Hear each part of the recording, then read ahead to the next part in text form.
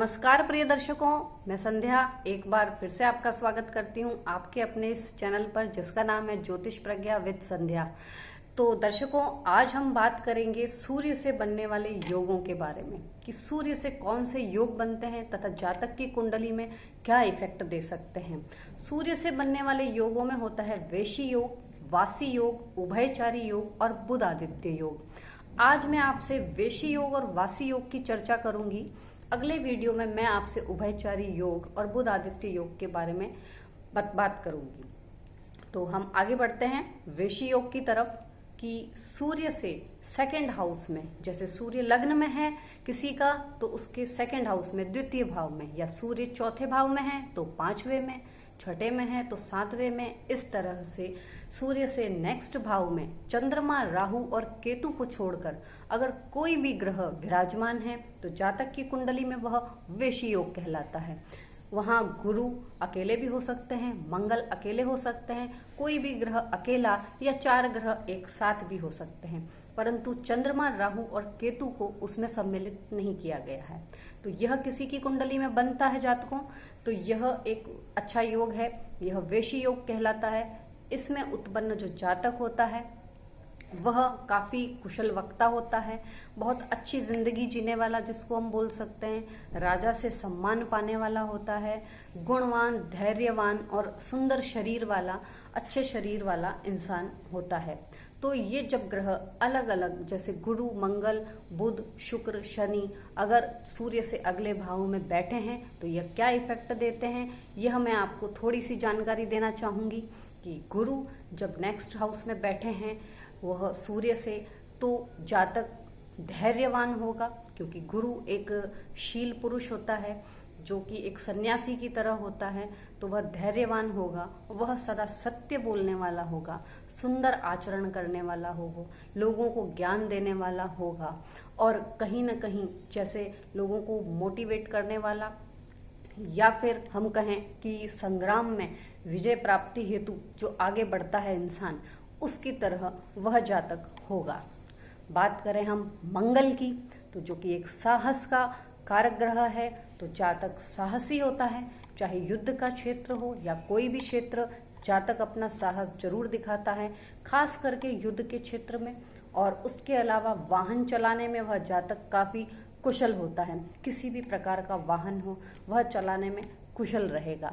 अब हम बात करें बुध की, तो बुध जो कि एक सुकुमार ग्रह है, राजकुमार ग्रह है, तो वह जातक देखने में बहुत सुंदर होगा, आकर्षित होगा, मन मोहने वाला होगा।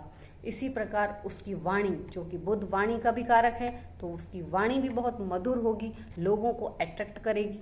अच्छा, लोग उसकी बातों से बंधते चले जाएंगे और कहीं ना कहीं वह दूसरों का भला करने वाला भी होगा। बात करें हम शुक्र की, तो शुक्र जो कि एक चमकीला ग्रह है, तो किसी न किसी खूबी के प्रति वह व्यक्ति जरूर आकर्षित होगा या उसमें कोई न कोई एक खूबी जरूर होगी, गुणवान होगा और श्रेष्ठ पुरुष होगा शुक्र की भांति। और बात करें हम शनि की, तो शनि थोड़े से क्रूर ग्रह हैं, तो इसीलिए शनि वाला जातक कहीं ना कहीं वाणिज्य में जरूर कुशल होगा और कहीं ना कहीं दूसरों का धन हड़पने की प्रवृत्ति रखने वाला रहेगा। तो ये थे वेशी योग में उत्पन्न जो जातक होते हैं, उनकी कुंडली में अगर ये योग है तो वह किस तरह के होते हैं। उसके बाद हम बात करें वासी योग, तो यह योग जब बनता है जब सूर्य से 12th हाउस में कोई भी ग्रह हो, वही चंद्र, राहु और केतु को छोड़कर अगर ये कोई भी ग्रह हो, बुध, शुक्र, शनि, गुरु या मंगल, तो जातक की कुंडली में वासी योग बनता है। सारे ग्रह एक साथ भी हो सकते हैं। अब वाशी योग में जो उत्पन्न जातक है वह भी कहीं ना कहीं सम्मान पाने वाला होता है और खूब प्रसिद्ध पैसे वाला भी होता है, परंतु अलग अलग ग्रहों की अलग अलग कंडीशन है कि वह वहाँ क्या इफेक्ट देने वाले हैं। तो चलिए हम बात करते हैं कि जब सूर्य से 12th हाउस में, जैसे कि सूर्य अगर फर्स्ट हाउस में है तो 12वें घर में यह योग बनेगा, 12वें घर में कोई भी ग्रह होंगे तो यह योग बनेगा। सूर्य चौथे घर में है तो यह योग तीसरे घर में बनेगा। तो इसी तरह आप लोग भी अपनी कुंडली का मिलान कर सकते हैं कि हमारा कौन सा योग बन रहा है कुंडली में। अब हम बात करें वासी योग में अलग अलग ग्रहों की तो सबसे पहले हम बात करते हैं गुरु की। तो यहाँ पर गुरु काफी धन संचय करने वाले हो जाते हैं, क्योंकि 12th हाउस में ये योग बनता है। 12th में गुरु खुद का स्थान होता है एक तरह से। तो यहाँ यह थोड़ी सी धन को इकट्ठा करने की प्रवृत्ति इनकी बन जाती है, परंतु काफी सम्मानित होता है। बात करें हम बुध की, तो वैसा ही सुकुमार ग्रह है, तो उसका जो शरीर है वह जरूर आकर्षित होता है। वह कोमल शरीर वाला होता है, वह थोड़ा सा लज्जा से विहीन होता है, इसीलिए कहीं न कहीं वह लोगों की आलोचना का पात्र बन जाता है, क्योंकि वह सूर्य से 12वें स्थान पे आ गए हैं बुध। अब हम बात करें शुक्र की, तो शुक्र एक चमकीला ग्रह है, तो वहां जातक थोड़ा सा डरपोक, दूसरों की गुलामी करने वाला बन जाता है। इसी तरह कहीं न कहीं उसमें काम वासना की भी अधिकता आ जाती है, क्योंकि शुक्र काम वासना का ग्रह है। तो ये जब 12वें स्थान पे चले जाते हैं तो कहीं न कहीं उसमें अधिकता आ जाती है। तो इसी तरह यह ग्रह अपना प्रभाव देता है। अब हम आगे बढ़ते हैं मंगल की तरफ।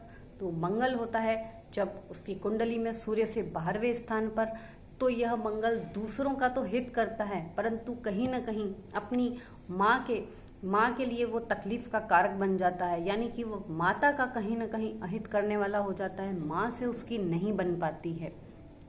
और लास्ट में हम बात करें शनिदेव की, तो वहां पर जब शनिदेव होते हैं तो जातक थोड़ा सा दयालु हो जाता है, थोड़ा सा तंद्रा युक्त स्वभाव वाला हो जाता है, पर कहीं न कहीं दूसरी स्त्रियों की तरफ भी आसक्त हो जाता है, या दूसरी स्त्रियों की तरफ उसका आकर्षण बढ़ जाता है। और साथ ही साथ कहीं न कहीं वह वृद्ध आकृति वाला होता है, क्योंकि शनि एक बूढ़ा ग्रह है, जैसे बुध एक सुकुमार ग्रह है, तो शनि की जो आकृति है वह वृद्ध के समान है। तो वहां जो जातक के 12वें स्थान में शनि होते हैं सूर्य से, तो जातक की आकृति भी शनि के समान थोड़ी सी वृद्ध दिखने वाली हो जाती है। तो ये थे अलग अलग ग्रहों के वहां पर पड़ने वाले जातक की कुंडली में प्रभाव। तो आपको ये मेरा वीडियो कैसा लगा, तो आप ये मुझे जरूर बताइएगा। लाइक, शेयर और सब्सक्राइब जरूर कीजिएगा। अगर पसंद आए तो लाइक कीजिएगा और कमेंट्स लिखना मत भूलिएगा। और इसी तरह मैं आपसे आगे भी मुलाकात करती रहूँगी अपने अलग अलग वीडियोस के माध्यम से, अलग अलग टॉपिक्स के साथ। तब तक के लिए नमस्कार।